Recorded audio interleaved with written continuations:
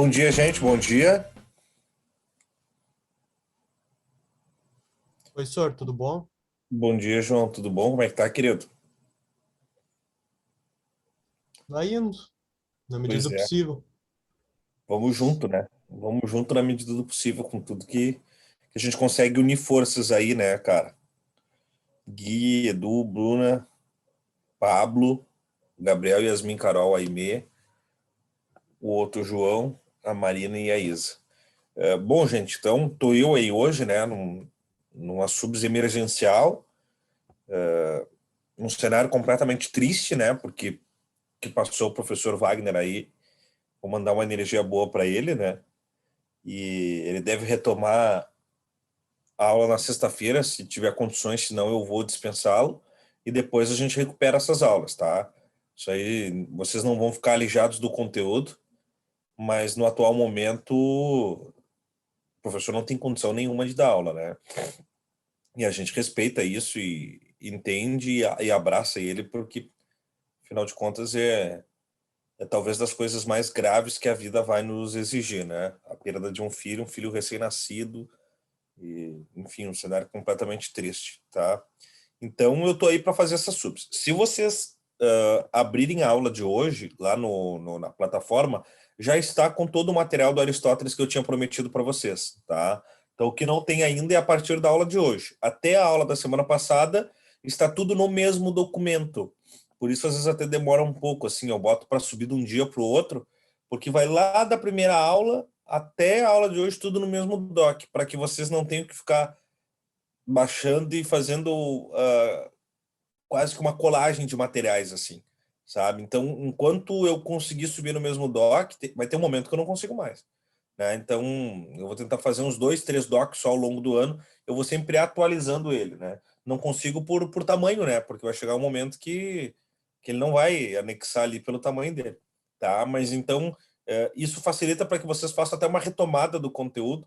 Se vocês perceberem, todo início de aula eu retomo o conteúdo da aula passada, mas se vocês querem reavivar a aula de março até aqui, tá tudo ali. Especialmente para quem vai entrando, quem está nos assistindo no assíncrono, né? Quem está entrando no curso ao longo da temporada ali vai pegar uma linha do tempo completamente bem estabelecida e com material bastante farto, né?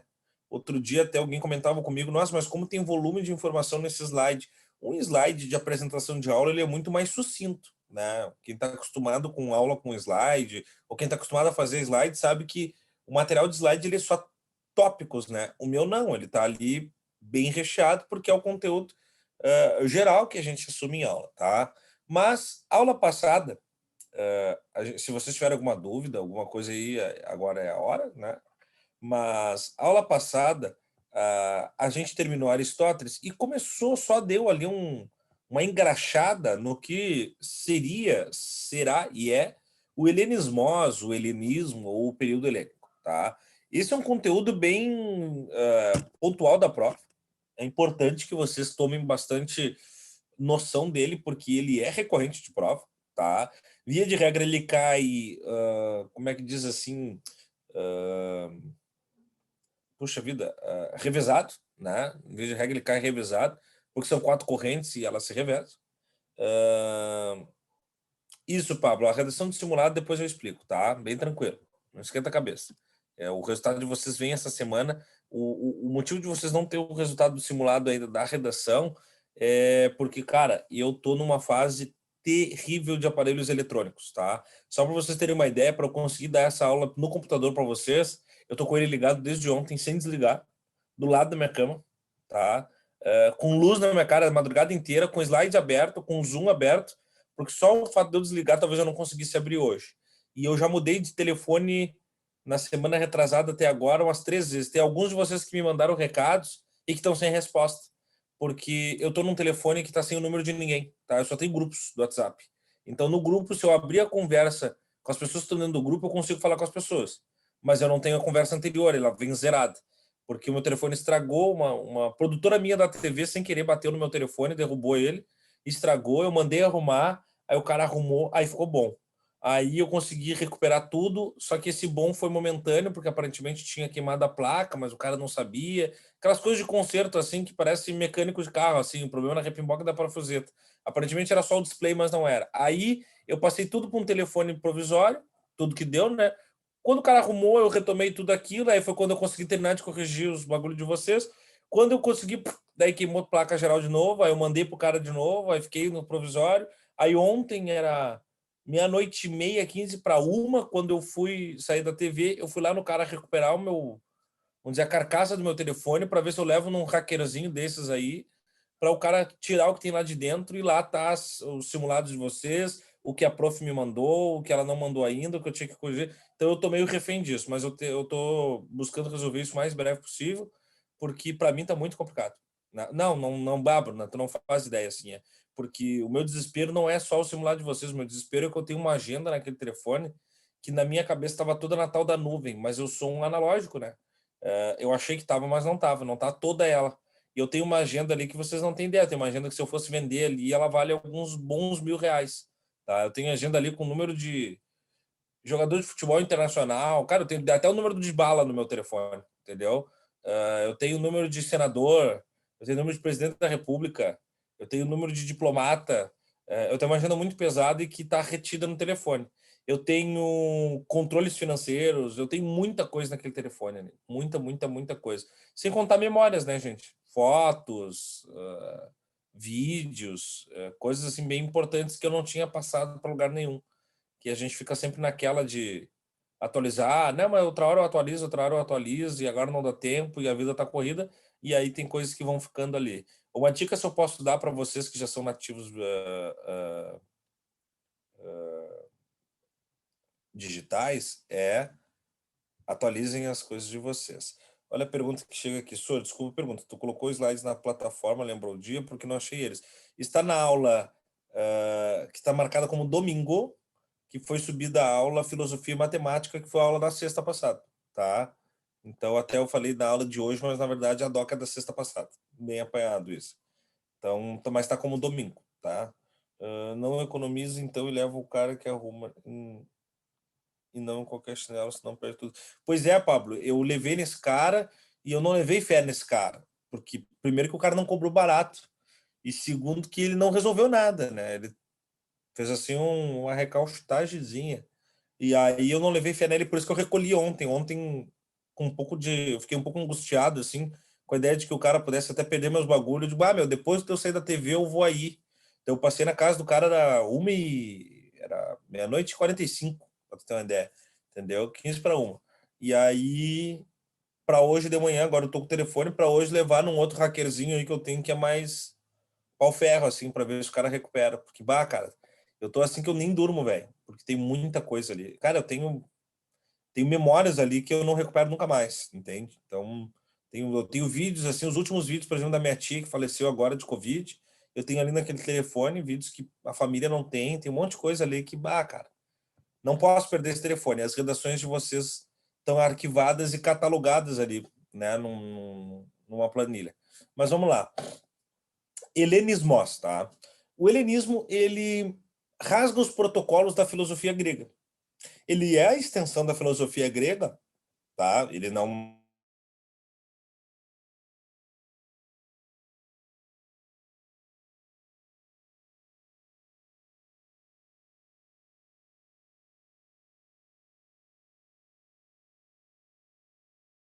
por alguma coisa. E esse alguma coisa é justamente o helenismos, tá? Período helênico. Deixa eu só avisar o Arthur aqui que parou de gravar para ele gravar lá, por favor, para a gente não ter prejuízo. Deixa eu ver aqui. Ó, aí tem que entrar no grupo monitores.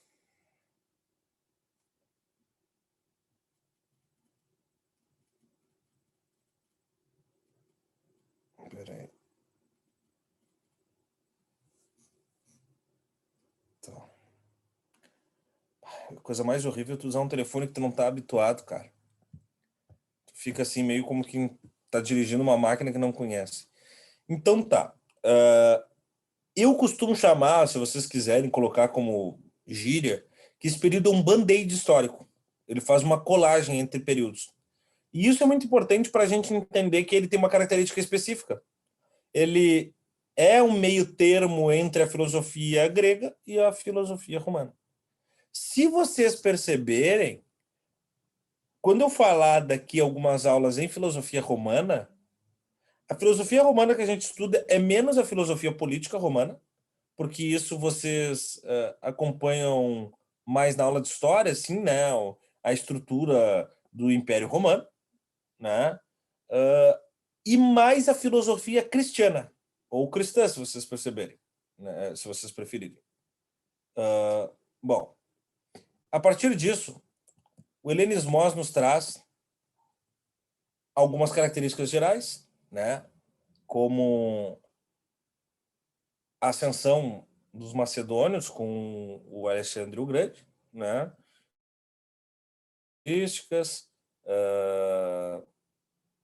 a extensão das conquistas dele territoriais e culturais, né? Depois, a compreensão mitológica. É interessante ver que o Alexandre o Grande tinha uma aura mitológica, né? Descendente direto de Zeus, é o que diziam os gregos de todos os recantos, e por isso ele era aquele conquistador voraz, tá? E o Alexandre o Grande, então, o Alexandre Magno é esse sujeito de volume que vocês viram nas aulas de história e que mudou o mapa do mundo e que conectou o mundo. Percebo ali que ele vai da Ásia Menor até o Afeganistão, né? Então o cara sai da Macedônia, sai do leste europeu e vai entrando no mundo asiático, gente, e vai capinando politicamente o terreno e deixando tudo sob a sua égide. E é interessante pensar isso porque ele cria um elemento que é fundamental para entender o helenismo, que é a cosmopolitia, ou cosmopolis, se vocês preferirem. Essa palavra vai aparecer em qualquer momento no slide, mas se quiserem anotar já, cosmopolitia. O que é a cosmopolitia? Cosmo é universo, polis ou politia vem de cidade. Minha cidade é o mundo. Minha cidade é o mundo. Mas o mundo hoje é assim, tá? Hoje o mundo moderno é. Mas isso não nasceu no mundo moderno, isso nasce lá no mundo clássico ainda com Alexandre o Grande. De entender que não há fronteiras ou divisionamento para alguns direitos universais. É claro que isso vai se ressignificar, especialmente ali na abertura da modernidade, no século das luzes, no iluminismo, mas o que ele quer dizer com minha cidade é o universo? Se vocês lembrarem, os gregos tinham muito uma coisa localista, regionalista, quase que citadina, em que vamos dizer, o Eduardo Pereira, que mora lá em Lajeado, ele tem direito lá, mas ele não tem direito aqui em Porto Alegre. Não tem, porque tu é um estrangeiro aqui em Porto Alegre. Então tu não tira direitos civis. Tu não pode votar aqui, tu não pode ocupar cargo público, tu não pode um monte de coisa. E eu, da mesma forma aí. O que é que nos diferia nesse sentido se tínhamos o mesmo perfil de sermos homens? Porque as mulheres não tinham direito, porque os escravos não tinham, porque os menores de idade não tinham. Mas nós, homens, tínhamos. Mas por que eu tinha só aqui? Porque os gregos localizavam os seus escopos civis. Com o Alexandre o Grande isso se quebra. Porque, afinal de contas, quase que tudo vira uma grande tutela alexandrina, né?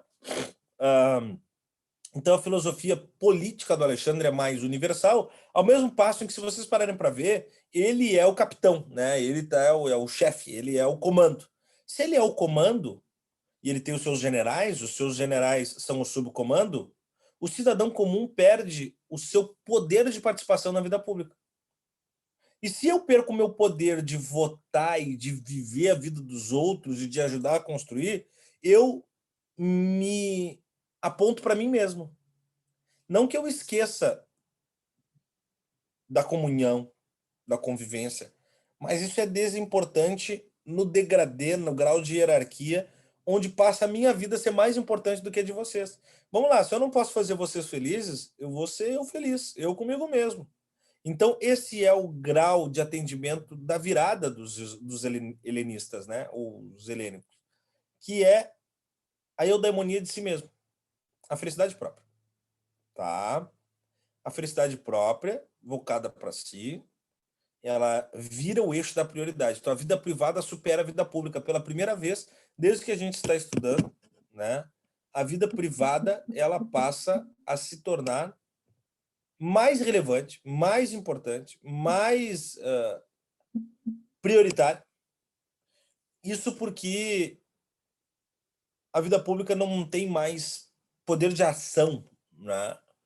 Isso vai voltar com força só na modernidade. Depois, na Idade Média, na Renascença, a vida pública retoma o seu grau de prioridade. Outra característica fundamental é o sincretismo, né? Sincretismo é uma palavra de prova muito forte para a literatura, para a história, para a redação, para a filosofia, para a sociologia e para a geografia.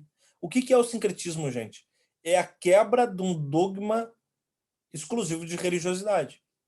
Então, o sincretismo é quando as religiões se miscigenam, quando há um grande mosaico de religiões e de culturas e de estéticas.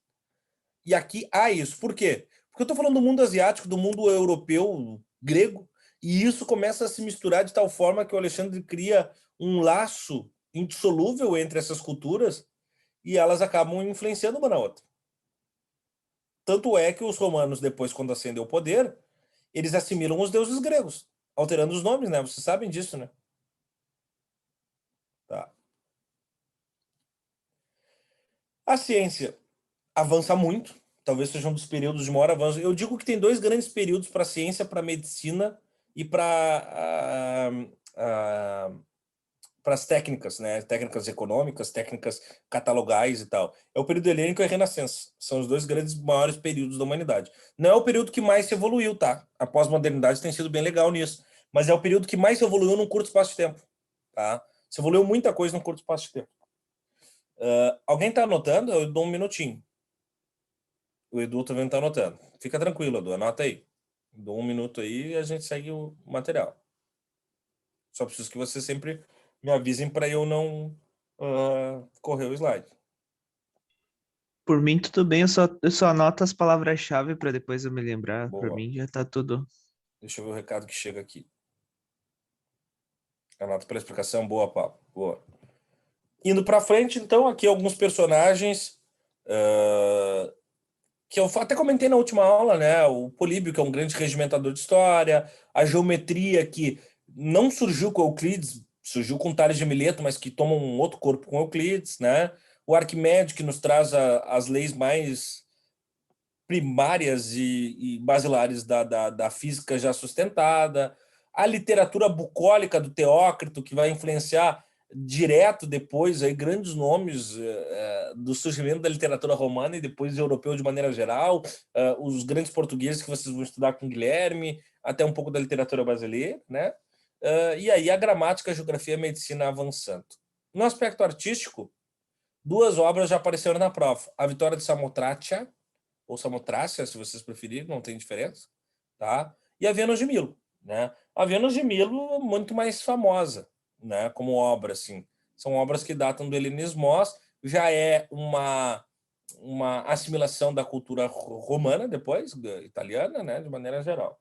Bom, a ascensão desses 300 anos do povo romano, isso é o ponto final do nosso período helênico.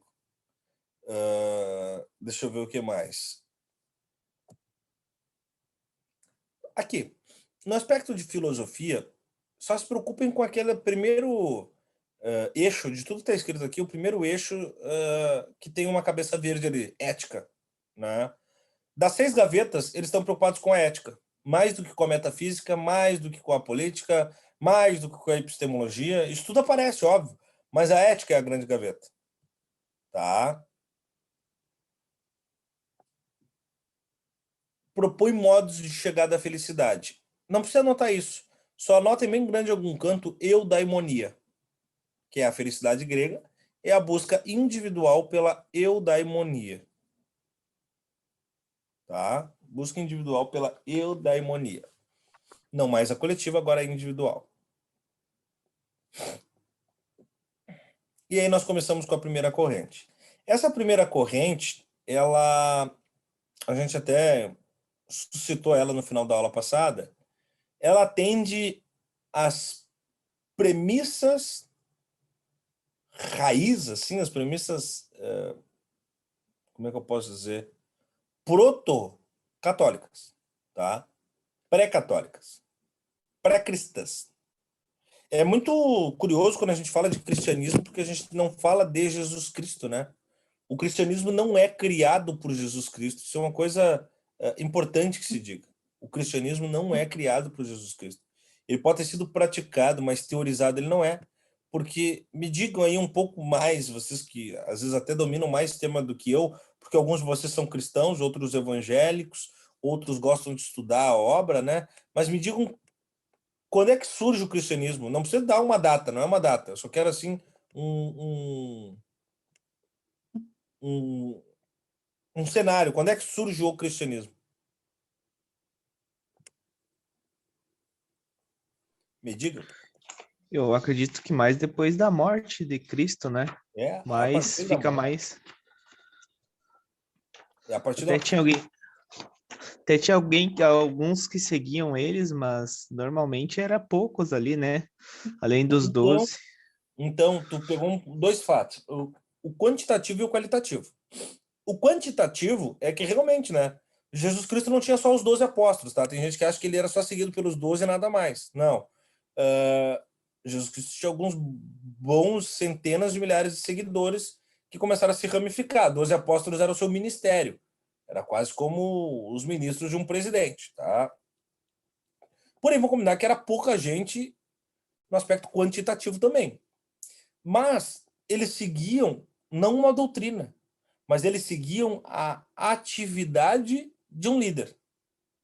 É como se eu pedisse para vocês me seguir agora e eu vou criar algumas teorias políticas e sociais e humanitárias e vocês compram a minha ideia, a gente vai começar a caminhar pelo Brasil, mas a gente vai fazendo as coisas, a gente não vai teorizando, escrevendo, encapsulando isso. Quando da morte de Cristo, deixa eu ver o recado que chega aqui. Durante o Império Romano, o imperador Constantino foi o primeiro a se converter por N motivos. Depois disso, começou a se criar uma religião sem práticas determinadas e tal, se não me engano. Antes disso era meio a la louca, acho. O Constantino é uma figura muito curiosa, eu já vou falar dele, é muito, muito importante tu pegar, Gui, porque o Constantino é o cara que, antes da conversão, ele, ele permite sim essa ela louca que tu fala, mas a partir do momento da conversão ao cristianismo, ele manda, e aí é o final da aula estoica, mas já que tu trouxe Constantino, eu vou antecipar, ele manda assassinar todos os estoicos, sob medo de que o estoicismo esvaziaria o catolicismo insurgente. Tá? Então, Constantino é o responsável pelo fim do estoicismo, como corrente de massa. Tá? Mas isso eu vou explicar até o final da aula. O fato é o seguinte, Cristo morreu. Começa uma perseguição aos seus seguidores para eliminar qualquer risco de Cristo se tornar um mártir. Só que, para se tornar um mártir, você precisa ter um estofo social, quantitativo e qualitativo. Então, alguns seguidores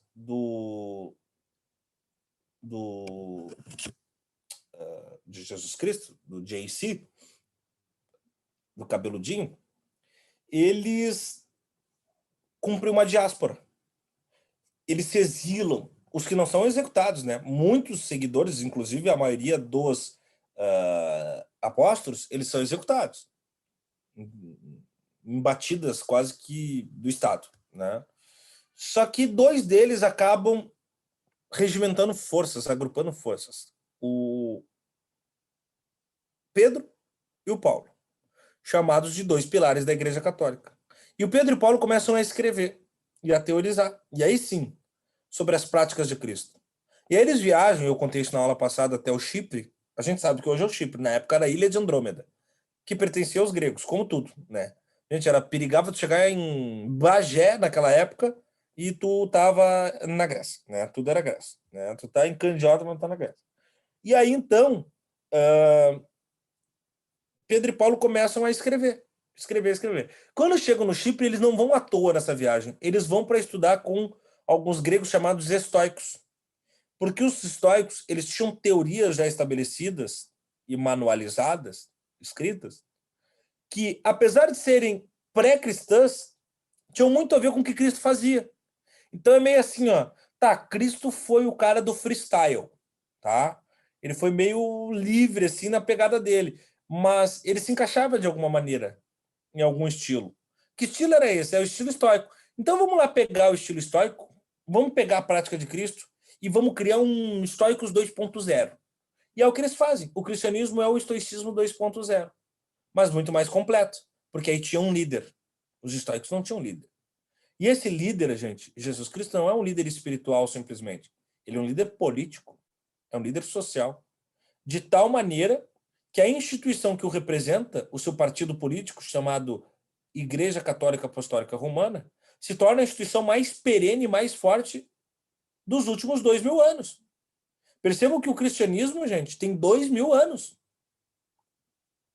Apenas, se a gente parar para pensar.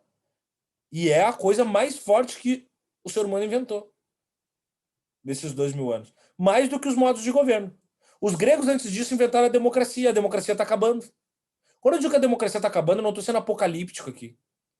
Eu simplesmente estou pedindo que vocês observem que o mundo europeu já é autocrático e não mais democrático. Que as democracias estão ruindo. Não sei se vocês sabem, mas 68% do mundo é democrático. Vamos arredondar isso para 60% de algumas autocracias que já estão mais se estabelecendo. 40% do mundo já não é mais democrático, ou nunca foi. O mundo é grande. O problema é que a gente olha sempre para os mesmos lugares. Tá? Mas 40% do mundo não é democrático, sendo que a democracia tem 3.000 anos. A Igreja Católica tem 2.000 anos. Mas o catolicismo, ele pode até se ressignificar depois do protestantismo de Lutero e as suas variantes, mas ele está aí, firme e forte. Daí uma teoria de que Jesus, deixa eu ver aqui, não previu que Pedro iria negar e sim o instruiu a negar para que sobrevivesse e seguisse liderando seguidores. É meio que, muito bom, o Gui, é meio que uma estratégia de transferência de poder, né? Vamos trocar a execução de Cristo na cruz por uma não eleição. Vamos fazer essa metáfora? Eu transferi meu capital político para um outro corpo eleitorável, né? Elegível, porque eu não mais o seria. Por isso a importância de Pedro e de Paulo, os chamados 2 pilares da Igreja Católica. Esses caras enxergavam longe, hein? Bah. Cara, mas se tu parar para ver, a política não mudou muito, Eduardo. Só nos cabe entender Cristo como um agente político. Essa expressão usada por Guilherme é muito boa. Corpo diplomático é muito forte, né? Porque se tu parar para ver, vamos pegar o Lula. Eu não estou comparando o Lula a Jesus Cristo, por favor. Mas vamos pegar ele como agente político de massa no Brasil, que é o que Cristo foi para o mundo europeu na época como um agente político, como Mahatma Gandhi foi para os indianos. Quando o Lula foi preso e não mais seria um agente elegível, ele tenta transferir seu capital político para o Haddad.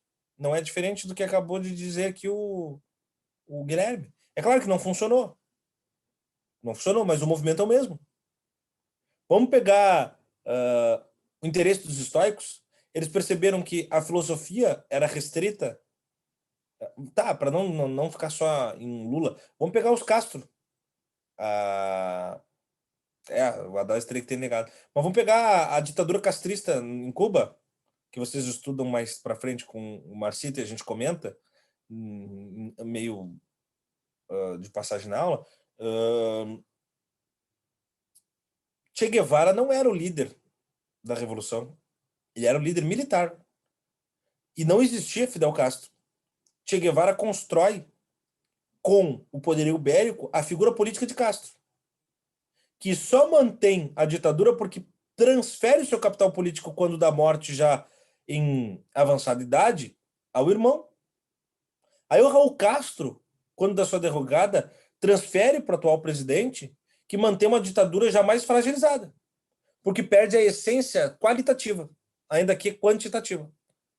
Percebe? Vamos pegar a transferência do Império Romano, e aí vocês estudam isso com bastante volume no cursinho, no colégio.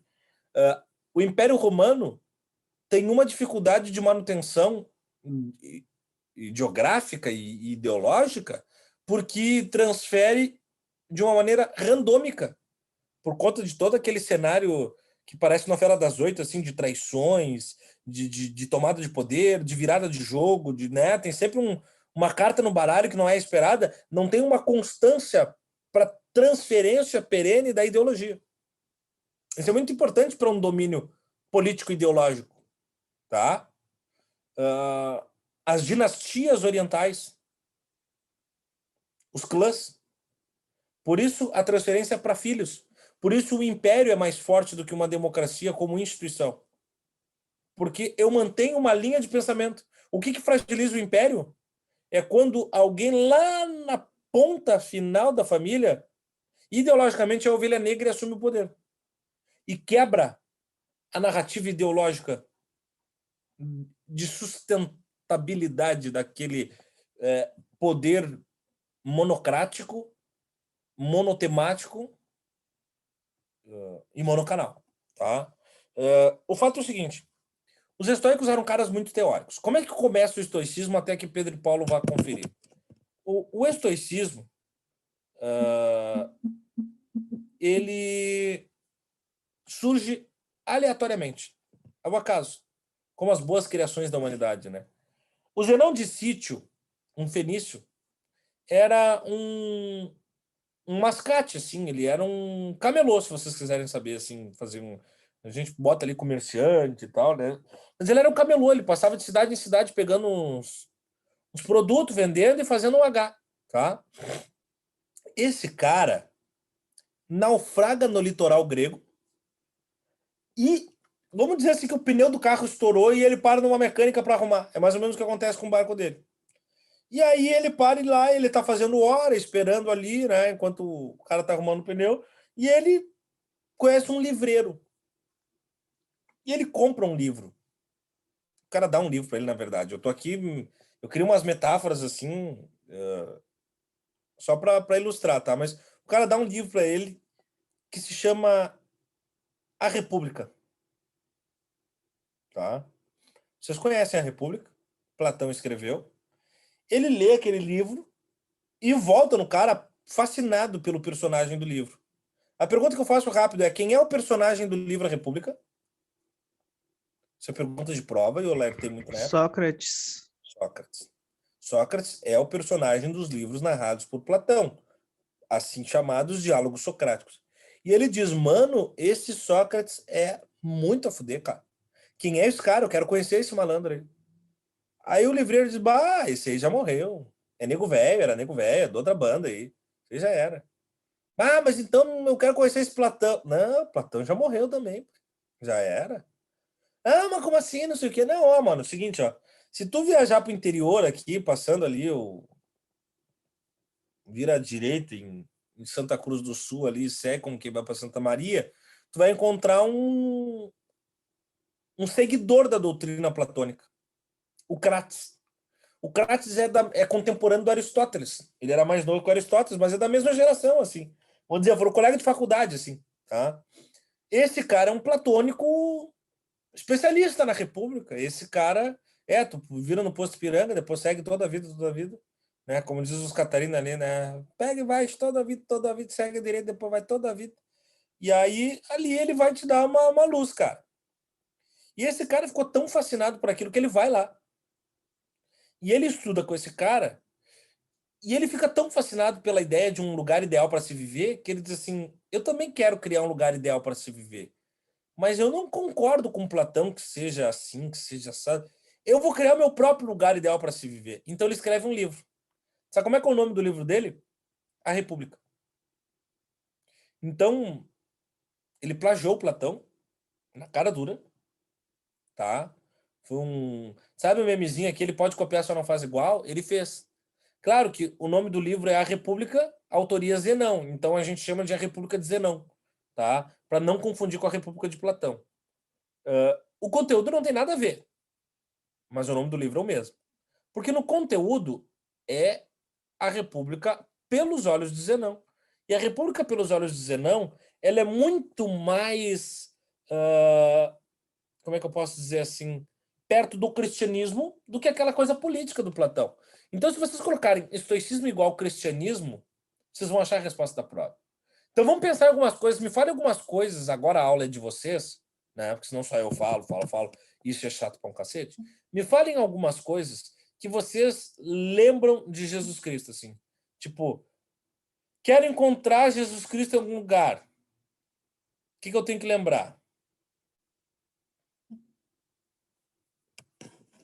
Fale o que vocês pensam em Cristo. Como falar de Cristo sem falar o nome dele? Tipo isso.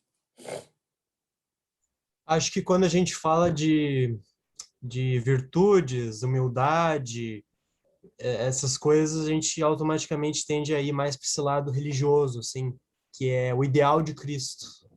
Muito bom, João. Matou a pau. Olha que barata a tua fala, João. Vamos dizer, tem alguns de vocês que não são cristãos, né? Vamos dizer assim, eu não sei se eu sou cristão, tá? Não tenho isso definido na minha vida. Mas vamos dizer que eu não o fosse agnóstico. É inegável que Jesus Cristo foi um sujeito humilde, com as virtudes, e a palavra que tu usa é perfeita, mais nobres que existe na natureza humana. Isso é inegável. Queira você acreditar que ele é filho de Deus, que ele morreu e subiu de corpo e alma, que ele tinha poderes dos X-Men de curar corpo, de transformar água em vinho, o caralho é quatro. Queira tu acreditar nisso ou não, uma coisa é inegável. Ele era um sujeito completamente virtuoso. A Marina lembra, amar o próximo, sacrifício de amor imperativo, se sacrificar pelos outros, também é uma coisa que você pode rejeitar a ideia poderosa dele, metafísica, mas isso a história narra. E o Zenão coloca isso na obra. Qual é o ser humano ideal? É aquele que segue esses preceitos, que é humilde, virtuoso, que ama o próximo, que se sacrifica por todos. Você tem que fazer isso se você quiser encontrar a felicidade. É viver nessa pegada, tá? Qual é outras coisas que a gente pode pensar em Cristo? Gente, vocês já viram Jesus Cristo de Nike ou não? Adoro a mensagem do JC, mas na real a gente sabe pouquíssimo dele. A gente sabe de um dos eventos da infância só depois dos 30 anos. Isso, né, Gui, porque na construção, como é que eu posso dizer? Roteirizada do agente político Cristo, se manipulou os documentos para que eles contassem só aquilo que é importante na difusão dessa imagem substancialmente poderosa. Os concílios, para quem gosta de estudar o tema, estudem os concílios de Nicéia e os concílios de Trento. Tá? São dois principais concílios, de Nicéia especialmente, difundidos. Até existem relatos, mas não são difundidos. Os concílios mostram, Gui, que uma grande reunião de lideranças da época define o que entraria para os evangelhos e o que ficaria de fora. Por isso que daí vai ter aquelas polêmicas do evangelho de Maria Madalena, o evangelho de Judas Iscariotes, o evangelho de Filipe. São evangelhos que são abandonados. Porque o que são os evangelhos, gente? Nada mais, nada menos do que diários de contação. Diários de bordo. Só que tem coisas que não são relevantes e tem coisas que prejudicavam a imagem de Cristo. Que o esvaziavam como sujeito político e como sujeito metafísico. Como, por exemplo, se ele teve relacionamentos amorosos, aí tiraria a sua casta, uma série de coisas. Se ele foi um sujeito que teve inveja, raiva, ira, até a ira aparece, né? A ira é contada, especialmente naquela passagem do templo, em que ele desce a porrada em todo mundo, ele invoca o Capitão Nascimento lá, fica putaço e dá porrada em todo mundo, né? Mas, via de regra, nós temos a pacificação de um sujeito completamente virtuoso, para fortalecer as virtudes como caminho dessa metafísica oral, né? Vai que na juventude ele jogava pedra na janela. Exato, Pablo. Essa é a pegada, né? Pô, tocava a campainha e saía correndo, sabe? Aquela coisa assim, passava trote por 190. Não, melhor não. Melhor não. Então, isso acontece na vida de qualquer sujeito. Não seria diferente da dele, ainda que não um sujeito tipicamente carnal. O fato é que isso tudo nos concílios é fatiado e fica só o documento que a gente quer que fique. Esse documento é que traz essa ideia que vocês estão me contando, de um Cristo assim assado. Só que tem outras coisas de Jesus Cristo, como, por exemplo, ele era um cara ascético. O que é ser ascético? Não é ser cético, não confundam. Ascético é A-S-C, né? Ascético. não cético com C. O ascético é o cara que não dá importância para poder e dinheiro. Por isso que eu perguntei se vocês já viram Cristo de Nike, dirigindo um Camaro.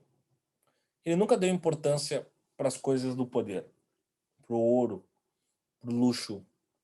Ele vivia com o paninho dele ali, o burrinho dele para transportar, sabe? Segue a vida. Se precisasse pegar ônibus, pegava. Passava por baixo da coleta se fosse o caso. Não tinha muito mistério. Jesus Cristo era completamente humilde, se vocês preferirem assim. Tá? Outras coisas são Eu importantes. Hã? Eu acho engraçado que tem umas passagens que ele chega pro pessoal e só diz assim: vou jantar na tua casa hoje. E É, vai. filão, né? Ele era filão, assim, né? Tipo, não perguntou se o nego quer receber ele. Não. Por que ele dizia isso? Porque tem a coisa da comunhão. Mas também tem a coisa do não tem dinheiro, né? Não tinha dinheiro para comprar um McDonald's na rua. Entende? Então hoje eu vou dar um rango na tua baia. Azar, azar. Bota água no feijão que eu tô chegando. Então, os estoicos tinham isso. Tá? Aí eu contei para vocês, né? O estoicismo é porque eles aplicavam a sua doutrina escorados nas estoas, que eram as colunatas de abertura das ágoras, e isso faz dissipar a mensagem com mais facilidade, e por isso Constantino vai se ocupar de eliminar eles. Porque o Constantino percebeu o seguinte, ó, pô, esses caras estão virando um baita de um partidão político. Ou a gente executa esses caras, ou essa parada de cristianismo que eu tô curtindo, ela está prejudicada, porque daqui a pouco ninguém vai querer saber de Jesus Cristo, vão só querer saber dizer não. E só é estoicismo. Então é melhor que esses caras morram, porque apesar de ser parecido, eles podem tirar, vamos dizer assim, a autenticidade da corrente cristã. Então, ele manda executar os caras. Gente, uma coisa muito importante. Os estoicos, e aí por isso Pedro e Paulo gostam deles, eles são completamente práticos. Eles têm teoria, mas na teoria eles pregam a prática. Que é o que Cristo fazia, né? Como eu disse, Cristo era um cara de atitude, de atuação, de atividade. E não de texto. Cristo nunca escreveu nada. Então, esses caras diziam que a vida não é teórica como Platão queria, como Aristóteles queria, como Sócrates teorizava. O Sócrates era até mais prático do que o Platão e o Aristóteles, né? Porque o Sócrates, exemplo de Cristo, não escrevia. Ele fazia. Esses caras diziam que era mais ou menos isso. É do tipo assim, ó, não adianta, Guilherme, tu me falar que tem que ser virtuoso. Tu tem que ser virtuoso, mano. Não adianta, Eduardo, tu escrever que tem que ser justo. Tu tem que ser justo. Não adianta, João, tu me dizer que a lei tem que valer para todos. Tem que praticar ela. Percebam que a gente diz muitas vezes que o Brasil não tem problema de leis. Tem problema de aplicação de leis. Então o problema do Brasil não é teórico, é prático. É a aplicação prática. Tá? Teoria tem um monte. Um monte de teoria. Então, ao fazer isso, eles espalham isso de tal forma que criam um sistema. Essa é a primeira filosofia sistemática da história. O melhor ensino é o exemplo. É isso, Pablo. É por aí que eles vão. Ser o que somos quando ninguém está vendo. E isso Platão falou, e é uma das coisas que o Zenão mais curtiu. Que o ser humano que vale a pena não é o ser humano vigiado. Como depois vai perceber o Foucault em Vigiar e Punir. Que o Estado nos reprime de tal forma que nos percebe o tempo inteiro. Aí vê o panóptico, aí vocês vão pirar quando a gente chegar lá, vocês vão descobrir que mesmo dentro do banho vocês estão sendo vigiados, aí tu fica meio paranoico e tal, mas sim, nós estamos sempre no estado de... Claro, estou exagerando aqui, mas no estado de vigilância perene do Estado, das instituições, ou mesmo das tecnologias agora, quando esta bosta desse telefone tá te ouvindo sem tu saber, né? Nós estamos sempre em total vigilância. Mas o que os gregos queriam era o sujeito no exercício do seu isolacionismo, sendo aquele mesmo que ele é quando da sua congregação, né? A barata te olhando no banho, que horror, Gabriel. Ui, que agonia. E que quando morremos, nossa vida vai ser passada em um telão Full HD no céu. Tomara que não, Pablo. Se passar a minha, não vai ter que ter classificação de idade, assim. Vai ser um curta-metragem, mas com classificação de idade. E pouca gente vai querer parar para assistir, tá? Então, a ética cristã, a gente encontra a resposta na prova, e aqui vem alguns elementos que são fundadores da doutrina, tá? Nós mesmos nos vigiamos o tempo todo, nos julgamos e condenamos o tempo todo, talvez por indução esse contrato social, mas nós somos os próprios fiscais o tempo todo. Talvez não, Guilherme. Com certeza. Porque nós nos vigiamos para adequar a nossa atividade de acordo com o interesse de alguém, ou de alguém, ou de algo, como essa coisa chamada Estado e regimentos morais, né? Nós somos os fiscais de si mesmo porque há uma concepção de que o primeiro sujeito castrativo somos nós mesmos. Isso é muito estranho. Por isso vocês vão ver já já os cínicos que eles quebram com isso, e é um barato a corrente cínica. Eles odeiam essa ideia de punitivismo, autovigia, de convenções sociais. São os ripongas, assim, são um Woodstock total, assim, e isso é um barato. Que tem muito a ver também com o cristianismo, né? Até hoje nas missas existe um momento em que tu precisa dizer, batendo no peito, por mim a culpa, por mim é tão grande culpa. Eu acho isso extremamente pesado e desnecessário. É exatamente, cara. Tu tem a ver com o cristianismo? Não. É o cristianismo. O cristianismo é um instrumento de repressão castrativa para ajustamento moral. Por quê? Porque está inspirado nos estoicos. E os estoicos leram Platão. E Platão pensava isso. Então percebam como as coisas vão se conectando. Agora nós vamos fazer uma repuxada. Olha só. O Platão estudou com Crátilo antes de estudar com Sócrates. E com o Filolau. O Filolau era um pitagórico. O Crátilo era um heraclitiano. Então, ao fim e ao cabo, o Platão é seguidor de Heráclito. Se o cara leu Platão, o cara também é seguidor de Heráclito. Se os caras que criam o cristianismo leram esses caras, Jesus Cristo é heraclitiano. Então, Jesus Cristo também pensava muito sobre o Logos divino universal. Lembra que o Heráclito dizia que não existia Deus, mas existia uma coisa que estava acima do universo, que organizava o universo? Jesus Cristo chamou isso de Pai. Esse é Deus. Tu entende? É a mesma coisa, só muda a etiqueta. Então eles se inspiram em Heráclito. Tá? Então os pré-cristãos, os estoicos, eles de Heráclito eles capturam o Logos divino universal. Essa coisa que é um grande cérebro que faz o mundo ser todo legal e perfeito e tal, eles acreditam nisso. Eles também acreditam que é essa força que organiza o universo, de modo o universo é uma grande prateleira de reposição, né? Se vocês pararem para ver, gente, o ser humano está aí, os animais estão aí, a fauna e a flora estão aí, as estrelas estão aí, bem ou mal, né? Cada vez menos, mas está tudo ainda aí, e como se o universo estivesse sempre repondo. O estoque está acabando, mas ele segue lá repondo, tá? Aí as doutrinas deles, se vocês quiserem anotar. A virtude é o único caminho para a eudaimonia. Jesus Cristo falou isso também. O indivíduo deve negar os sentimentos externos. O que é negar os sentimentos externos? Tu não te influencia pelo amor, pela paixão, pela ira, pela raiva, pela inveja, pela ganância, pelo desejo. Essas coisas são menores do que a razão e as coisas que de fato te fazem melhor para os outros. Tudo isso não pode influenciar as tuas atitudes. Eu tenho ciúmes do Eduardo, por isso eu, Caim, mato o Abel. Eu o mato. Não, isso não pode te direcionar. É o pecado. Eu tenho raiva do Guilherme, por isso eu vou assassinar. Não. Tu vai controlar a tua raiva.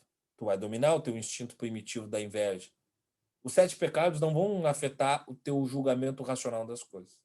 Assim como as benesses do corpo. O prazer é inimigo do homem sábio.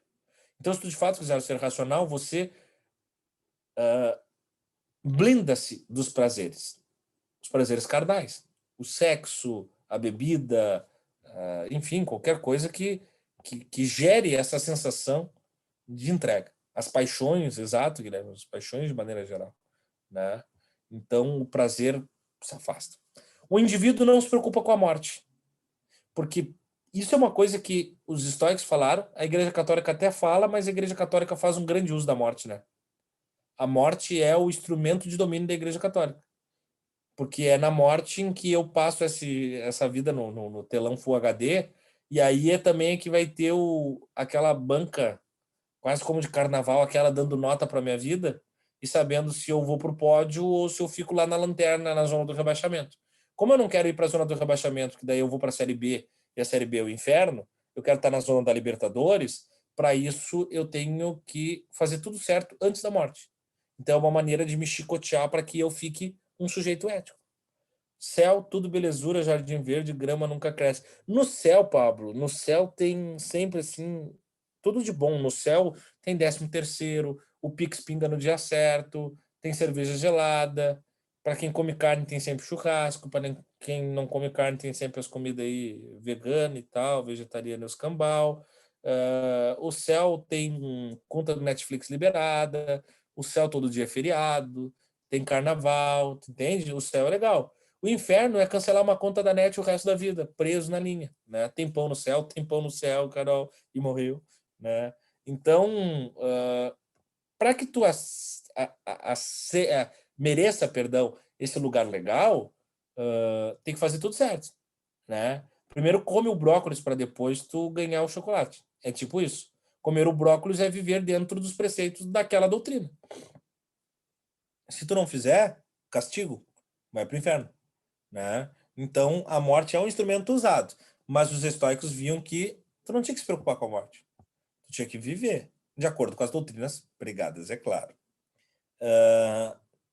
Mas não pode para comer o chocolate. Não pode ser. Ah, não, não pode. Só sobe a alma e a carne fica. Acho que é contrabando. Ah, vocês são uns medonhos danados. Aí vem legal. Você não deve valorar a riqueza material. Jesus Cristo não valorava, né? Dane-se as coisas da grana. Não se importe com as vicissitudes da vida. Vicissitudes são problemas, tá?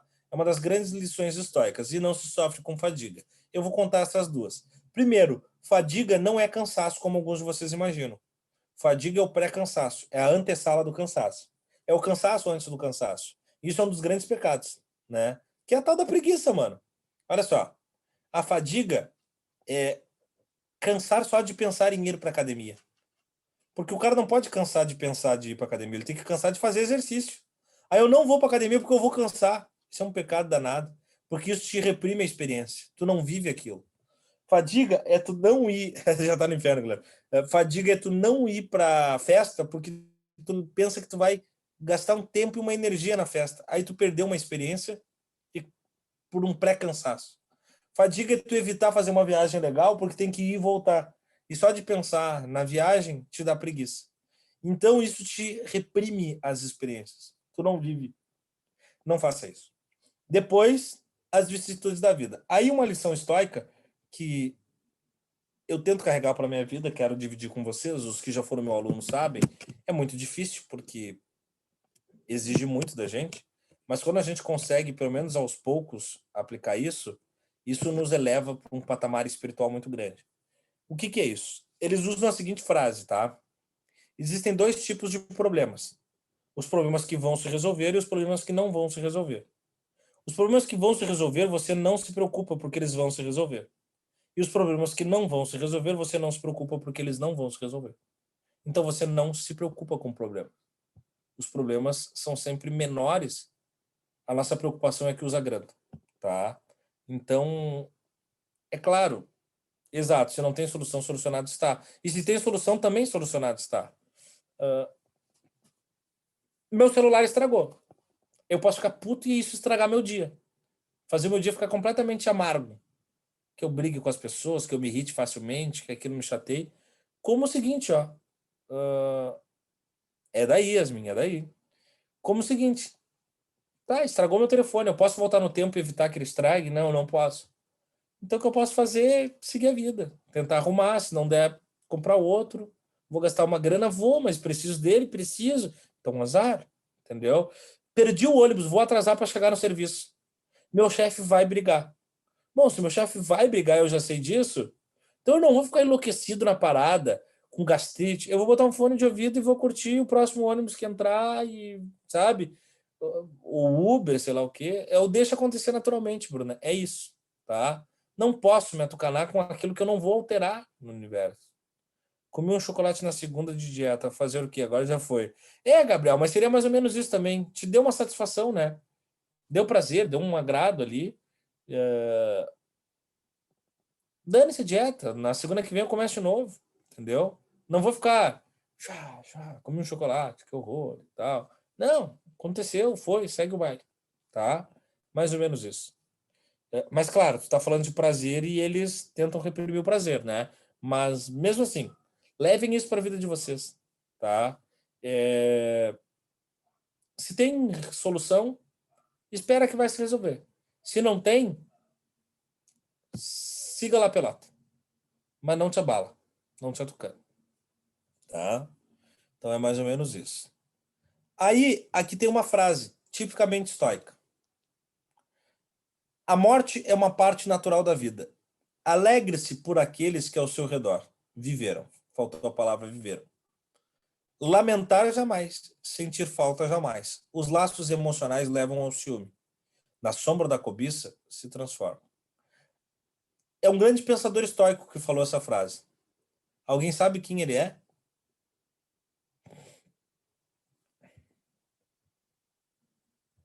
Zenão, Cícero.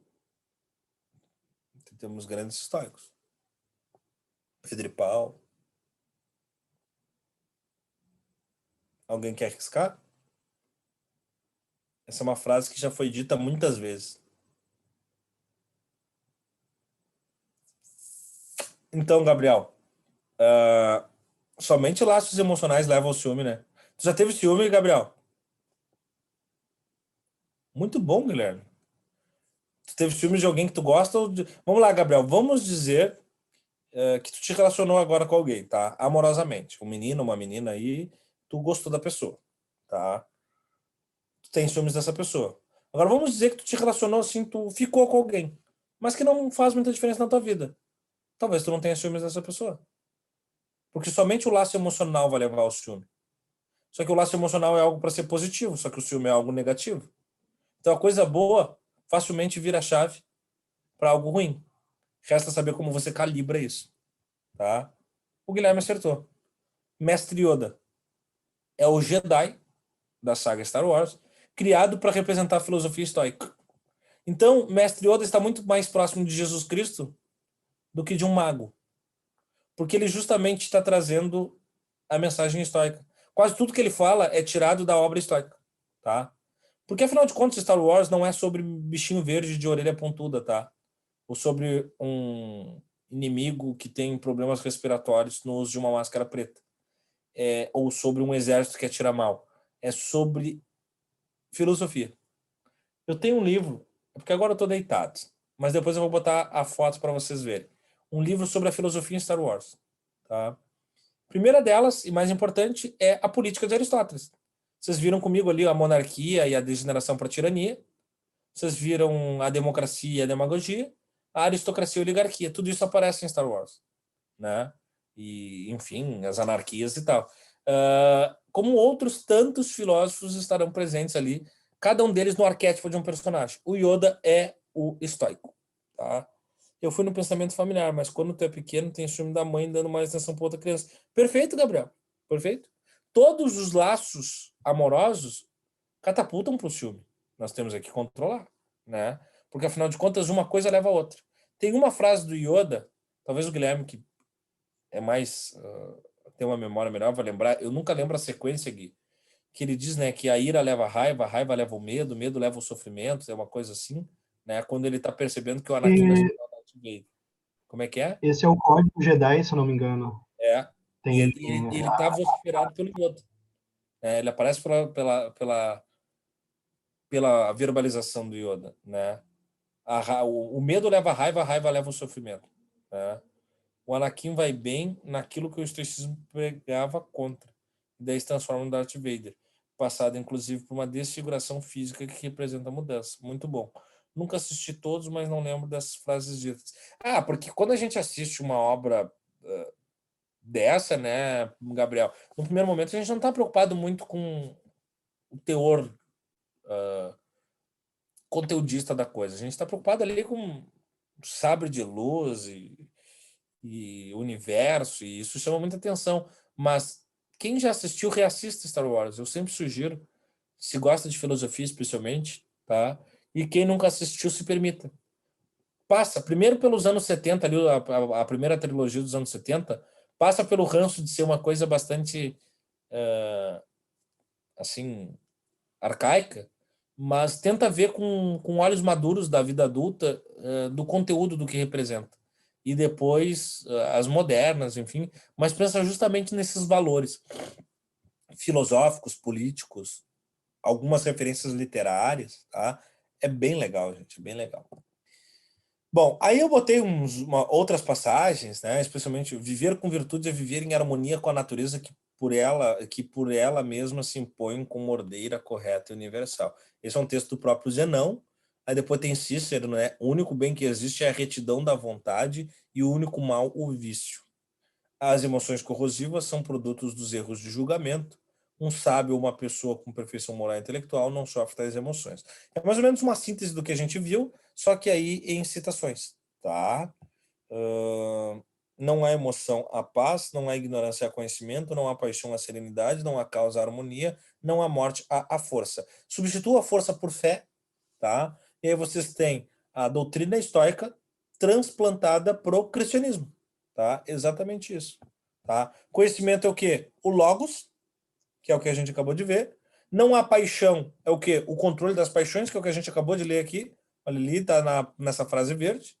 Não há causa a harmonia, há o controle harmônico dessa estabilidade heraclitiana. E não há morte, não se preocupe com a morte, tenha fé. Exatamente o que a gente acabou de ver, é a noção Jedi, tá?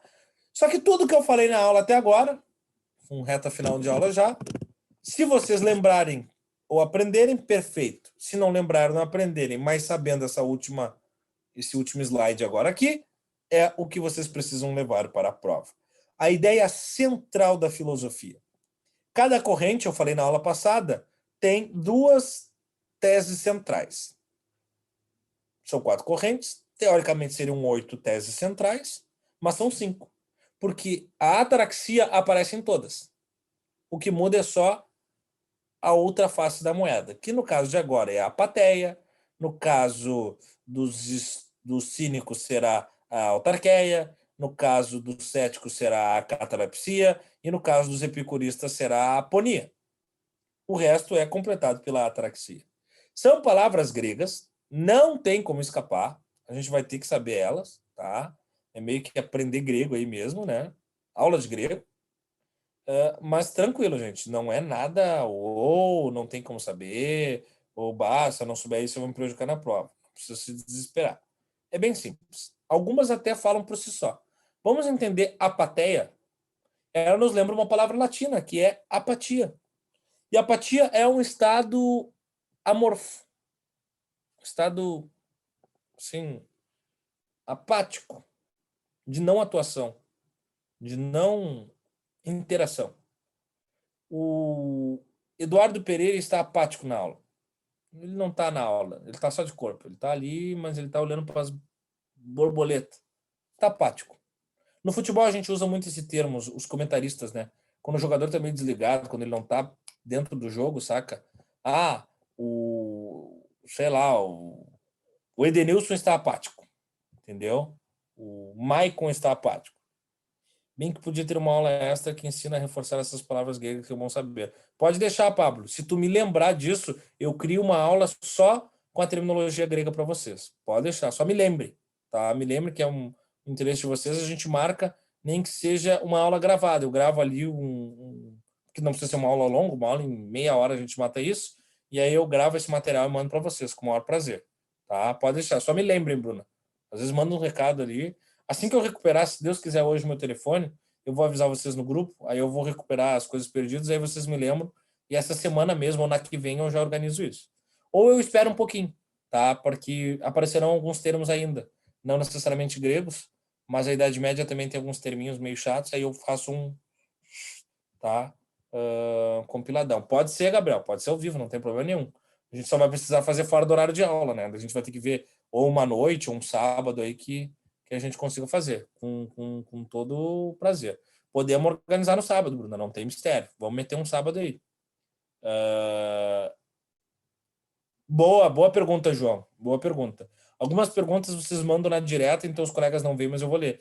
Ele pergunta, o João Vitor pergunta assim, ó, é uma boa usar esses termos numa redação, contanto que sejam explicados? É uma ótima, João. Mostra repertório semântico, técnico, teórico, conceitual, filosófico e aplicativo, tá? Então é uma ótima. Perceba o seguinte, ó, se usar a palavra eudaimonia e explicar que é felicidade, eu amplifiquei a noção de felicidade que poderia ser só felicidade, ou ataraxia, ou apatia, né? Me dá um repertório danado, assim. Às vezes eu nem entendo muito, mas se eu souber explicar para a prova, o cara vai ler e vai dizer, nossa, olha esse cara aí, ele sabe o que é ataraxia. Nem eu sei, pô, o cara do caralho, o cara entende muito. E aquilo talvez até passe uma massa corrida e esconda alguns errinhos ou alguma fragilidade do meu texto, tá? É o que uma citação muitas vezes faz. Uma boa citação, às vezes, faz com que uma redação um pouco mais frágil cresça. Porque o cara vai ver assim, porra, o texto dele é meia boquinha, mas ele citou aqui Ernest Cassirer. O cara leu Ernest Cassirer. Na verdade, não leu, decorou uma citação braba ali, né? Inventou às vezes, mas isso aí lá na frente eu vou te ensinar. Apatia. Apatia é uma indiferença. Tá? Apatia é tu não liga pro ambiente, tu não liga pro externo, tu não deixa que as coisas te influenciem. Deixa eu ver o recado que chega. É o nome do livro, inclusive, né, Guilherme? A Sutil Arte de Ligar o Foda-se. É bem isso. Perceba, Gui, que eles vão muito bem quando definem isso. Porque a gente está sempre influenciado pelas opiniões ali e pelas emoções que nos rodeiam. E isso sempre nos prejudica. Tipo, quantas vezes a gente já deixou de fazer algo porque alguém disse que não era para fazer, ou porque não deveria fazer, ou que não seria capaz de fazer? Quando na verdade, foda-se. Né? Quantas vezes a gente já esteve num lugar e que fomos levados pelo ambiente também, influenciados, né? Não. Vive a tua vida quase que com uma viseira, tá, de cavalo, assim. Não me importa o lado. Não me importa se João faz, eu não preciso fazer. Se Guilherme diz que não é certo, não precisa ser certo para mim também. Nem ao pé e nem ao Pelé, sabe? Eu não vou nem para um lado nem para o outro. Eu fico no médio termo, vivendo a minha vida, indiferente ao ambiente. Se o cara não acha que eu sou capaz, o problema é dele. Eu vou mostrar que eu sou, não mostrar para ele, mostrar para mim mesmo. Se o outro acha que é legal e eu não faço, e o cara me critica porque, tu não vai fazer, que idiota, porque todo mundo faz. Bom, o problema é meu também. Eu faço aquilo que eu quero, da maneira que eu quero. Eu sou indiferente ao ambiente. E nem tu precisa mudar a opinião do outro, só fazer o teu jeito, tentar ler. Claro, é isso, é isso, é isso, é isso, é isso. Se teu amigo pular da ponte, você vai também, segundo a minha avó. A avó é apática, né? Nesse sentido estoico. Seja indiferente. Não é porque o amigo pulou da ponte que tu pula, mas também não é porque o amigo diz que tu não pode pular ou que tu não deva pular, que tu não vai pular. Entende? Tu vai fazer aquilo que a tua natureza vai espremer de ti como produto. O outro elemento, que é universal e aparece em todas as escolas, todas as correntes, é a ataraxia, a imperturbabilidade da alma. Corpo zen, alma zen, mente zen, é você sempre buscar a virtude. A ataraxia seria mais ou menos assim, se vocês quiserem substituir todo esse texto por estar de boa na lagoa. Tá? Isso é ataraxia. Mano, tu tem que estar sussa, entendeu? A vida que vale a pena ser vivida é a que tu vive a tua vida e que tu tá sussa. Total. Saca? Não vou me influenciar e também não vou me alterar. Tu não vai ser uma água com açúcar, não é necessariamente isso. Mas o sujeito ataráxico, ele não se afeta. Ele vive. Ele vive como dá para viver. Se vocês lembrarem a passagem cristiana, quando no casamento que Jesus Cristo vai, falta o vinho, todo mundo está desesperado, exceto ele. Aquela passagem é uma metáfora, né, para a essência do cristianismo. Porque, de fato, gente, o cara não transformou água em vinho. Tá? Imagina que Jesus Cristo, tendo poderes, transformaria água em vinho. Com tanta coisa que vai fazer, ele vai tocar um tangue dentro de um copo, de uma jarra d'água, sabe? Em vez de curar a doença, em vez de trazer a paz mundial. Isso é uma metáfora do seguinte, ó. As coisas mais comunzinhas, como a água, que é insípida, inodora, incolor, ela pode ganhar corpo. Ela pode ganhar embriaguez, de nos embriagar, de nos deixar completamente fora de si, se nós formos pacíficos no meio do caos. Tava todo mundo desesperado e ele diz, calma. Vem comigo. Cola no pai. Entendeu? Deixa pra mim, que eu sou canhoto. É mais ou menos essa a mensagem metafórica. É uma forma de ver a coisa toda. Dá para descambar para o niilismo. Boa conexão, Gui. Estamos chegando perto do sentido da vida, Bruna. Será, Bruna? Porque agora eu vou virar a chave e eu vou para outra corrente. Eles dizem uma coisa completamente o contrário. Ou que vai para um outro lado. E que também pode ser o sentido da vida. Assim como na aula que vem a gente vai ver as outras duas. E que também pode ser o sentido da vida. Então seriam múltiplos sentidos para a vida. Ou múltiplas vidas para encontrar sentido. Do que tu fala do niilismo, Gui, tem muito disso. Vocês percebam que o tempo inteiro há uma agulha costurando coisas em várias épocas e sempre a filosofia retoma algo do passado. Então, sim, há, obviamente, influência dos estoicos em outros pensamentos que vão descambar lá no niilismo do Nietzsche, né, no século XIX.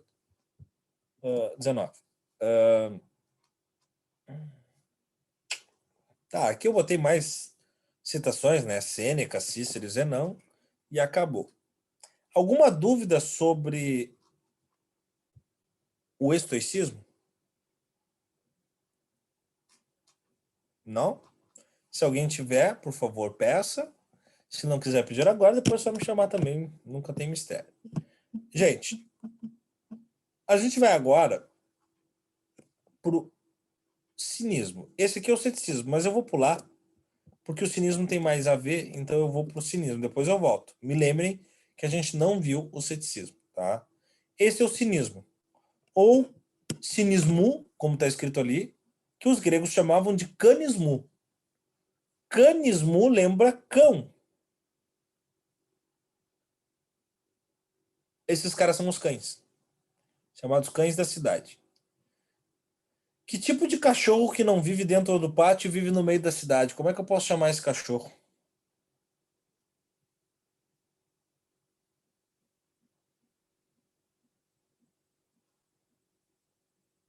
Boa, Gui. Então os cínicos são os vira-latas. Pode anotar aí. Se você seguir a corrente cínica, você é um vira-lata. Eles se conheciam como os cães sem raça. Os cães brancos, na verdade, né? Que era Sinosargo. Depois a gente vai falar sobre isso. Essa corrente tem dois mentores. Ali a gente viu só o Zenão, né? Essa aqui a gente vê o Antístenes e o cara mais legal da filosofia, o Diógenes de Sinope. O Antístenes é o teórico. É o cara que teorizou, botou no papel. O Diógenes é um maluco que viveu o cinismo na plenitude. Ele era um vira-lata completo. Ele vivia dentro de um barril, pique, dama e vagabundo. Nessa pegada, Marina. Nessa pegada. O vagabundo é o Diógenes. Ele viveu dentro de um barril, no centro da cidade, morando com os cães, tipo Chaves, Gui. Só que o barril dele não era pequenininho como o do Chaves e não era virado com gargalo para cima. Era o gargalo para baixo e era do tamanho de uma parede, assim. Era um barrilzão, assim. Era quase como uma... como é que eu posso dizer, assim... uma marquise, assim. Era como se ele vivesse embaixo de uma marquise, tá? E aí, esse cara vivia como um vira-lata. Ele comia a comida no chão, não usava garfo, faca. Ele comia com as mãos no chão. Ele comia com os cães. Ele não se importava muito com roupa. Ele não se importava com regras. Ele não se importava com lugares. Ele, se tinha vontade, ele fazia. Se ele queria beber e era 3 da tarde, ele bebia. Se ele queria comer a sobremesa antes do almoço, ele comia. Se ele queria fazer sexo na frente das pessoas, ele fazia. Se ele queria fazer qualquer coisa, ele fazia. Se ele queria fazer cocô no meio da praça, ele fazia. Ninguém dizia para ele o que ele ia fazer ou não. Essa é a doutrina cínica. É justamente isso. É tipo, faça o que der na telha. Se vocês quiserem, assim como botaram cristianismo é igual a estoicismo, coloquem cinismo é igual hippies. Mais ou menos assim. É uma doutrina contra a cultura. Anticultural. Eles não gostam de teoria. Dizem que as teorias nos reprimem, nos restringem, nos amarram, nos dominam. Nós temos que ser livres pela prática da não teoria. Então, eles não gostam da ideia da teoria porque toda teoria é uma pesquisa e toda pesquisa é abstrata. Então, eles são contra você estudar matemática, física, filosofia, astronomia, música. Eles, cara, não tem que estudar música. Tem que tocar a música. Não tem que estudar a estrela, tem que ficar contemplando as estrelas. Não tem que estudar a natureza, tem que aproveitar ela. Os caras eram riponga pra cacete. Tá? Então, eles estão orientados pela physis, aquela palavra grega que a gente já estudou, a gente vai estudar nessa aula específica aí, que é a natureza. A virtude que você tem que viver é a mesma da natureza. Quais as virtudes da natureza? Uma generosidade, uma humildade, um aspecto contemplativo, uma comunhão, uma convivência. Né? Então você vive a virtude natural, sem se preocupar com as regras, com as tradições.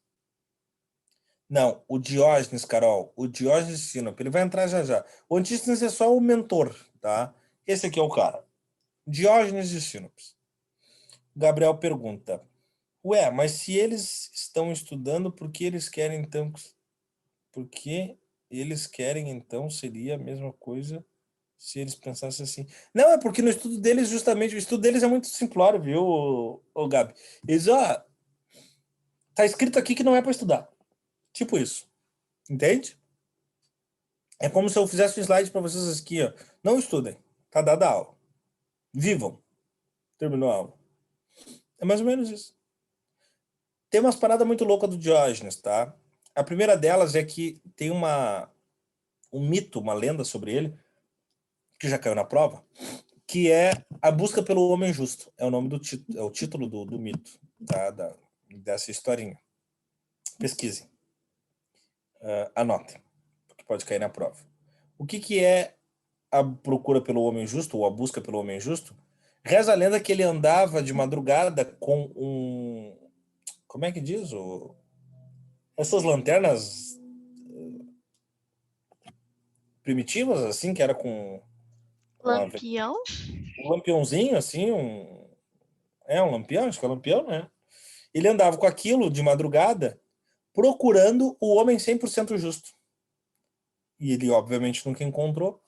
Só que ele sabia que nunca encontraria. Por quê? Porque o homem justo não existe. O homem 100% justo não existe. E essa era a metáfora dele.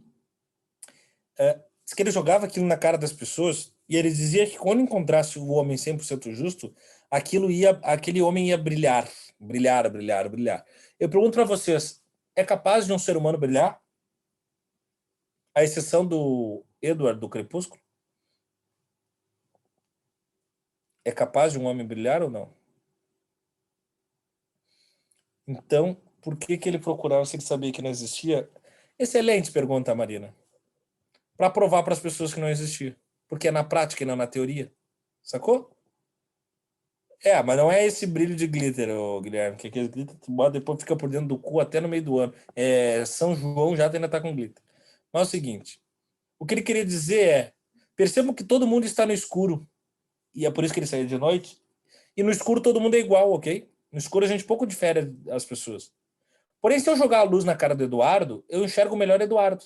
Vamos dizer que todos vocês estão no escuro, tá? Se eu joguei a luz na cara do Eduardo, eu enxergo melhor ele, vocês enxergam menos, certo? Se eu jogar na cara da Yasmin, no rosto, perdão, melhor eu enxergo ela, menos vocês. Só que se eu tirar do rosto dela e jogar na cara da Isa, eu enxergo melhor ela. Se eu tirar dela e jogar do João Vitor, eu enxergo melhor ele. O que ele está querendo dizer? Luz, lampião, fogo, vocês lembram o que significa? Conhecimento. Então, todo mundo é igual. Ninguém é mais virtuoso do que o outro. Todo mundo está no escuro. Porém, uns, às vezes, têm mais luz do que os outros. Têm mais acesso a conhecimento. Tendo mais conhecimento, aparentemente, é mais dotado de virtude, mas, na verdade, ele só tem mais noção sobre aquilo. Porém, se eu tirar de um para o outro, é movimento, é ação e não teoria, é prática. Se eu levar para o máximo de pessoas, todos vão ficar iluminados, mas nenhum vai brilhar. Por quê? Porque ninguém é o suprassumo da bolachinha recheada. Não tem um ser humano que vai ser melhor do que o outro. Todos estarão em igualdade de condições, ou no breu, ou iluminados. Essa é a metáfora dele. Eu acho fantástica. Eu acho muito legal. E aí vocês podem, inclusive, usar na prova. Nos preocupamos demais para meros punhados de matéria que se desfarão em nada em um piscar de olhos em termos de universo. Isso é filosófico. O mundo não vai girar diferente por conta de como a gente vive a nossa vida. Ele já girava antes e vai seguir girando depois. Não somos assim tão importantes.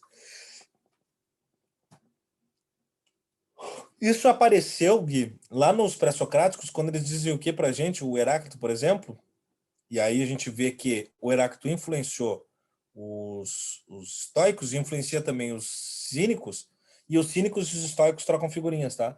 Que o Heráclito diz assim, ó, o mundo é o mundo e já era o mundo antes de você chegar, e seguirá sendo o mundo após você partir. Logo, você não faz tanta diferença no mundo. Você pode morrer, e o mundo vai seguir sendo o mundo. Saca? Pode, inclusive, ter uma tragédia e morrer muita gente ao mesmo tempo. Mas não todos. Pode cair o World Trade Center. É uma tragédia bárbara. Mas o mundo vai continuar sendo o mundo no dia seguinte. Com as pessoas seguindo as suas vidas, com o universo seguindo a girar. O mundo é o mundo. O universo é o universo. Eu adoro essa passagem do Diógenes. Tem uma outra que eu gosto muito, que é quando... Gente, esse cara é tão maluco. Tão maluco. Que ele se doa como escravo para um cara, tá? Porque ele era muito piadista, assim, engraçadão, e o cara gostava de rir dele e ele achava que ele fazia bem pro cara. E como a vida é viver na felicidade, ele vai com cara de escravo, assim, para ser meio que o humorista particular do cara, tá? Entre outras. Tem uma que eu gosto muito, que é ele sentado na praça, tipo, lagarteando, nós gaúchos dizemos assim, né, lagarteando. Tava lá, talvez, comendo uma bergamota, tomando um chimarrão. E ele tá sentadinho, quieto no chão, assim, que ele era meio louquinho, né? E nisso chega uma tropa por trás dele. E tem um cara muito grande que chega às costas dele e faz sombra. E ele vira pro cara e diz, ô, pau no cu, tá fazendo sombra aí, tá tirando meu sol, eu tô lagarteando, vai a merda. E esse cara bota a mão na espada, assim, e os soldados ficam todos preocupados, e o cara diz assim, tu sabe com quem tu tá falando, cara? Aí ele diz assim, não, eu não sei. Também não me importa saber, tenho raiva de quem sabe. A única coisa que eu sei é que tu não é dono do sol. Não sendo dono do sol, tu não pode me dar o sol. E se tu não pode me dar o sol, tu também não pode me tirar o sol. Então sai da frente do meu sol e vai a merda. Esse cara era Alexandre o Grande. Aí Alexandre larga da espada, acha corajoso o gesto dele, estende a mão para ele e diz assim, parabéns. Se eu não tivesse nascido Alexandre, gostaria de ter nascido Diógenes. O Alexandre era encantado com essa figura completamente fora de si. Cara, se tu olhasse torto para Alexandre o Grande, ele te colocava uma estaca na bunda e te fazia sair pela garganta. O cara mandou Alexandre o Grande a merda. Então, ele era corajoso para não dizer louco. Mas é uma baita de uma resposta, vamos combinar. Se tu não é dono do sol, não pode me tirar o sol, porque se tu não pode me dar, tu não pode me tirar. Isso é bárbaro. Se a gente tirar essa metáfora do sol e levar para qualquer coisa na vida, a gente pode repetir essa frase inúmeras vezes. Porque tem pessoas que se apoderam das coisas, se dominam da gente. É legal. Era um sujeito bem atípico. Aí a lógica, aquela mensagem que vocês têm que dominar, está ali embaixo. Autarqueia e ataraxia. A ataraxia a gente já viu. A imperturbabilidade da alma. A autarqueia é a novidade. Não é mais a apateia, agora é a autarqueia. A apateia parece apatia. A autarqueia parece autarquia. O que é autarquia? Auto, que vem de poder, o poder de si mesmo. A autossuficiência, ser dono de si. A autarquia é isso. Você é senhor de si mesmo. Você se domina. Você não segue as regras. Está errada a Dua Lipa, não tem regras. Ele está dizendo que tu é as tuas regras. Os caras criaram leis, convenções, regras, métodos, normativas, tudo para nos dominar.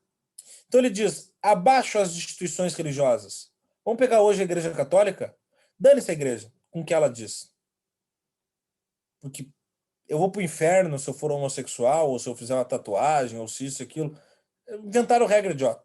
Dane-se o Estado quando diz que eu não posso isso, eu não posso aquilo. Eles são anárquicos. Eles são os avós dos anárquicos. Só para ter uma ideia, tá? Rousseau leu os cínicos. E Rousseau, quando prega a sua normativa, leva muito em consideração o naturalismo cínico. E os anárquicos, Bakunin, leu Rousseau. Então, ao fim e ao cabo, Bakunin é influenciado por Diógenes. E o anarquismo teórico começa aí.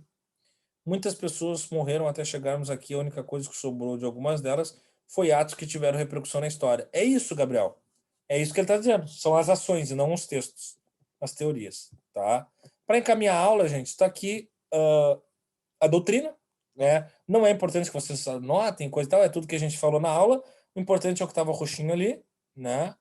Como diz o Cortella, você vive na sua obra. O Cortella tem uma boa passagem sobre os cínicos até, tem um material dele bem legal sobre isso. O objetivo da vida é ser feliz. Eudaimonia, a gente já sabia disso. Só que essa eudaimonia é viver de acordo com a natureza, no seu estado primitivo, sempre racional. Você não se permite arrogância, você vive uma estrutura escalar de felicidade, que é o desenvolvimento humano. Como é que tu vai desenvolver o ser humano?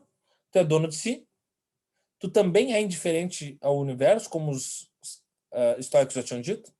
Tu vive a areté, que é a virtude. Todas essas palavras aqui não precisa se preocupar, que elas são gregas, e aí nós vamos para aquela aulinha. Você vive a filantropia. O que é a filantropia? É se doar para os outros. Se doe para os outros. Você vive a paresia, aí vem a coisa da fadiga. Tá? É movimento limitado. Não te desgasta com o que não é necessário te desgastar. Não te desgasta, mano, se não é necessário. E você é indiferente com os pequenos problemas da vida. Os problemas estão resolvidos. Percebam que tem dois elementos aqui que eram lá dos cínicos, dos estoicos. Não é à toa. Essas correntes conversam. Tá? São ascéticos, ou seja, meio ripongas, assim, meio Jesus Cristo, meio o que tem, eu não me preocupo com ouro, nem com grana, nem com iPhone novo, nem com carro da hora. Tá? São desfacetadores do nomos. O que isso quer dizer? Eles não estão nem aí para a lei, para as regras, para as convenções, para os rituais. E você busca a sabedoria. É isso. Também foram eliminados com a ascensão do Império Romano no século I. Né? Como eu falei ali, Rousseau, em Um Bom Selvagem, traz muito deles. E aqui, essa informação é importante que vocês anotem. O nome da escola. Assim como o Liceu era a escola de Aristóteles, como a Academia era a escola de Platão, Sinosargo é a escola desses caras. E essa ficou conhecida como a primeira grande escola de refugiados da história. Tá? O que Sinosargo é? É uma escola colocada na Freeway. Vamos pegar assim essa ideia. Tá? Por que na Freeway? Porque se eu colocasse essa escola dentro da cidade, somente pessoas citadinas têm direito a estudar. Se eu colocar num campo neutro, eu posso oferecer estudo para todos os tipos de públicos. Então as pessoas iam para essa escola, vindas de diversos lugares, homens e mulheres, e não havia professores. Esse é o grande barato. Primeiro que ela era um dormitório. Tu passava meio como viajante e ficava ali, dormia um dia, 2, 3, 5, 10, 15, um mês, uma semana, um ano, né? 2 anos. Ficava o tempo que tu quisesse. Só que todo mundo que aprendia também ensinava. Porque, afinal de contas, eles não acreditavam em teoria. Eles acreditavam em ensinamento de vida. Tu entende? Tu dividia as tuas experiências. Então, o Guilherme aprendeu a plantar margaridas no jardim. Ele nos ensinava, porque nós não sabíamos. Eu, por exemplo, não sei dirigir, mas o Eduardo sabe, então ele me ensinou a dirigir. A Bruna sabe inglês e nós não sabemos, ela nos ensina inglês. A Yasmin sabe fritar ovo, nós não sabemos, ela nos ensina a fritar ovo. O Pablo sabe consertar o chuveiro, eu não sei, ele nos ensina. E assim a gente vai trocando. A vida é prática, a vida não é teórica. E Sinosargo significa cão branco, ou seja, vira-lata. Então essa era a grande escola de vira-latas. Todo mundo que era desconsiderado pelas sociedades locais, e isso fortalece a cosmopolitia, um ensino mais universal. Tá? Gente buena, aula que vem, epicurismo e ceticismo. E são duas correntes mais rápidas, elas não levam a aula inteira. E aí a gente termina o período helênico e vejam só, já estaremos na Idade Média. Para a aula de Idade Média, preparem-se os corações, porque aí nós vamos... Escola do Cachorro Caramelo, adorei, Marina. Adorei, vou começar a usar essa em aula. Vou usar essa foto, inclusive, porque esse material que eu passei para vocês, ele é um material de emergência que eu estou usando, que ele não está atualizado, ele está atualizado, ele não está bonitinho, tá? Se vocês forem ver, os meus slides estão bem caprichados, assim, em questão estética, Esse aqui não, esse aqui tá meio roots ainda, tá sem imagem, tá sem nada. Então eu vou repaginá-lo para postar para vocês e vou botar uma foto do cachorro caramelo, não tenha dúvida nenhuma, né? Ele merece ser representado na nossa obra de registro. Bom, aula que vem então a gente fecha e depois a gente vai para a Idade Média. Gente boa, não sei se sexta a gente se encontra, vamos ver como é que vai estar o prof, ou se como é que a gente vai estabelecer isso. O importante primeiro é o estado dele, né? O estado mental dele, o estado de saúde emocional, isso para nós é prioridade, depois a gente vê isso. Reforço e repito, vocês não vão ficar aleijados do conteúdo, isso em algum momento a gente recupera.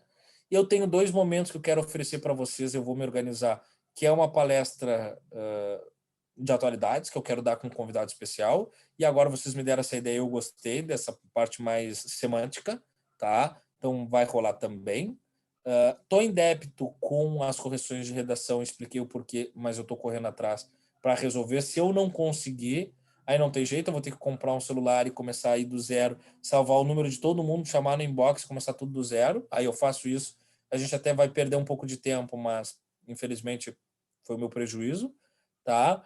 E fora isso, seguimos a bater resenha, tá? Muitos de vocês, repito, eu sei que me chamaram, mas a conversa ficou no outro celular. Então, se for algo meio urgente, me chamem de novo. Eu estou num provisório, vou tentar atender vocês o mais rápido. Se eu não ficar com esse celular entre hoje e amanhã, talvez eu perca essas conversas também. Então, o que eu estou pedindo é, insistam comigo. Se vocês perceberem que eu estou sem responder alguns dias, não é porque eu caguei para vocês, gente. É simplesmente porque eu estou numa vida completamente deslocada com essa coisa de celular. Porque eu ainda fui tentar seguir uns tutoriais de YouTube para salvar as conversas antigas e foi pior, tá? Me ferrou mais ainda, porque eu ainda tinha algumas conversas ali e ele sumiu com aquelas conversas, tá? Então não adianta, um cara idiota para tecnologia como eu tem que largar na mão de especialista, como disse o Pablo. Então, ao dizer isso, encerramos a aula de hoje. É sempre muito bom vocês cada vez mais participativos. Isso dá uma energia muito boa para a aula, tá? Dá até um calorzinho assim num dia frio como hoje. Vamos junto e qualquer coisa, calme. Beijo, gente. Beijo, beijo. Tchau, tchau. Fui. Até a próxima, Carol. Valeu, valeu, Pablo. Valeu, Yasmin. Fui.